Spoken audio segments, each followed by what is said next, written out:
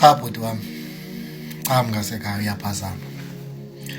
Uyabona le information onayo ndicela ungaqhubeka ufundise ngayo engamanga.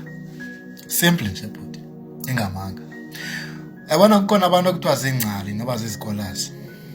Uyabona labo bantu ku-investwe umoya kaThixo kubo ngolwazi.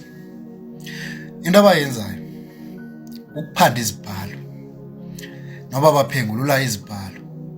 Into esuka kude ke leyo kwakudala. uJesu esekhona. Abekhona abantu babehlezi bephengulula izibhalo. Ukuziphengulula kwabo izibhalo injongo kwakukujonga izinto that makes sense nezinto that cannot align with uNkulunkulu. So abantu abaphengulula izibhalo ngabantu who understand the character of God. Ngabo ke abantu abaphengulula izibhalo. Angikhulumi ngomuntu ophengulula izibhalo that's because uyi-theorist ufuna ukuchasana nabantu abazilizwe likaNkulunkulu. True, i-reference yelizwe nalo le yena. So le information onayo ukuthi uJesu wayenonkosikazi and ibhalwe encwadini kaMaria waseMagadala ingamanga. Ingamanga mister, andifuni uqhubeka ufundise ngayo. The reasoning sithi ingamanga. Mina lona ngiyayazi incwadi. Yabona le ncwadi okhuluma ngayo ngiyayazi. Ngiyifundile yonke futhi. Ngayigqiba. And ngingakusummarizela ubikhuluma ngani. Uyabona njengoba lesithi ilizwi layo noma igama layo noma ititle yayo Gospel of Mary Magdalene. It's because leya ncwadi ifocusa ekuthini uJesu nemessage awayidlulisa kubafundi bakhe. True, uMaria waseMagadala. Kanjani? Emveni oba uJesu ehambile, ngifuna ukutshela bakhona le ncwadi. Emveni oba uJesu ehambile wayezulwini. Abafundi bakhe basala bedidana benemibuzo ababenayo. But ke ngoku akhange kube khona isikhathi esanele sokuthi babuze uJesu Kristu noma babuze umsindisi onguJesu ukuze baphenduleke kuleyo mibuzo banayo. Uzovela lapha ke ngokuMaria waseMagadala evela ephendula ngokuthi uJesu uke wabonakala kuye through a vision. And uma ebonakala kuye uye wamtshela i-secrets ebezingaqhelekanga nebezingalindelekanga. I-secrets ezithe maziboniswa yena sabona yena nguye yedwa wangazibonisa abafundi bakaJesu. And then uPetros waba nejealous ngaphezulu kwaba nomsindo. Uba yinto enjani leyo? Uba uJesu Kristu inkosi yamakhosi ingavela ibonakala emfazini, ibonakala emntwini wesimame. Waqumba uPetros wafuna ukuxabana noMaria waseMagadala. Wazi uMaria waseMagadala wabhekisa phansi esitha kakhuluma imanga. Lento ayikhulumayo ikhuluma iqiniso. Washo wachaza umbono. Emboneni wakhe uchaza lapho uJesu owachazayo ukuthi kwenzakalani umuntu mayibhubha esiya ezulwini. Achaza indlela yomphefumulo ukuthi umphefumulo unesigaba ezingakanani ohamba ngaso. And through i-anger kaPetros wase uYakobi wamnqanda uPetros. Wathi cha mfowethu akwenziwa kanje and futhi akukhulunywa kanje nomuntu ongowesifazane.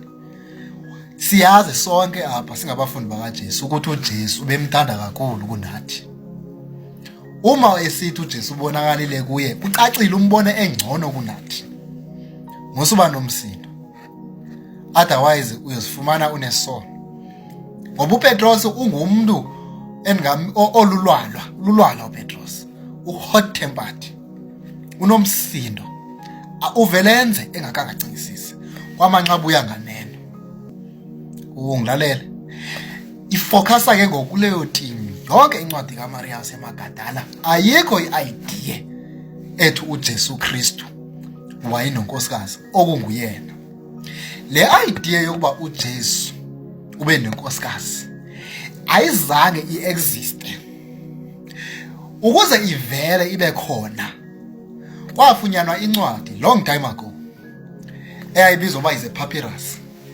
Le ncwadi yayibhalwe ngaphandle ititle ethi The Gospel of Jesus' Wife. ayibhalwe kanjani lencwadi.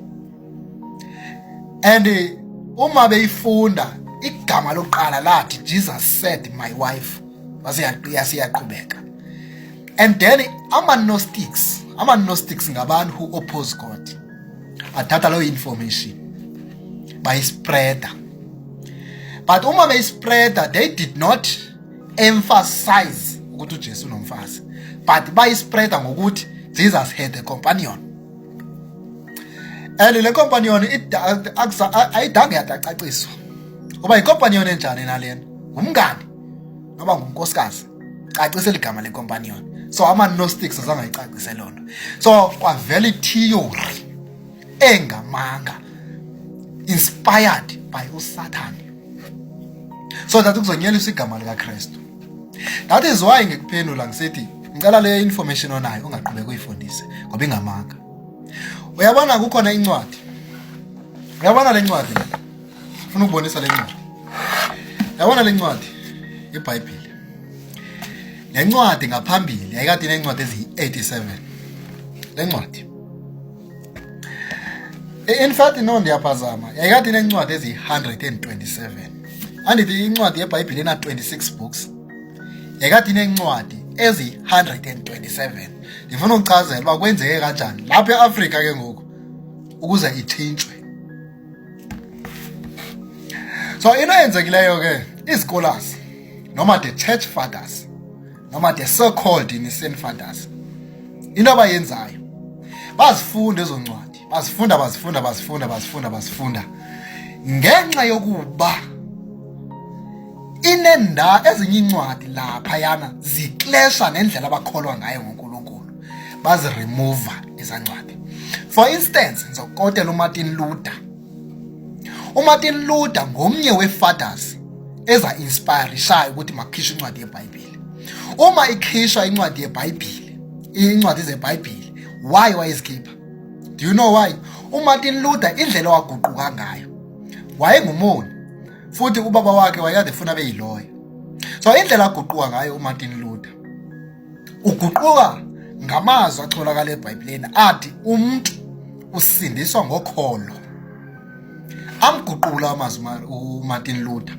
And then ngeso sikhathi kwakukhona into eyidumile eRoma ngokuba umuntu ukuze asindiswe kumele akholwe kuPope, ukuze umuntu aye kuJesu kumele aye kuPope, then uPope nguye oya kuNkulunkulu. Then uMartin Luther wachallenge le idea.